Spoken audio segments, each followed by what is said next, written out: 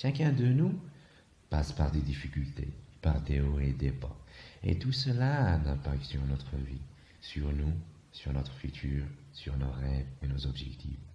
Le plus difficile, c'est pas l'échec, mais l'état émotionnel dans lequel la personne se retrouve après la chute.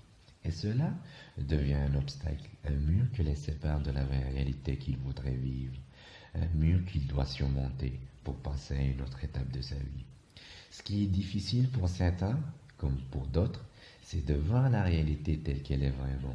Parce qu'à ce moment-là, la seule chose qu'ils arrivent à voir, c'est ces peurs-là, ces illusions qui les paralysent et des émotions aveuglantes qui sont un mélange de peur, de stress, d'angoisse, de solitude, de vide et de manque. À un certain moment, une vague de sentiments négatifs s'empare de lui, qui le noie de plus en plus, dans un trou noir, un trou si profond qui l'empêche de respirer, de parler, de faire sortir ce cri si profond, sans voix. Dans ce cas-là, il faut pas se focaliser sur ce que tu vois avec tes propres yeux, mais plutôt sur ce que tes yeux n'arrivent pas à voir, sur ce que seul ton cœur peut apercevoir.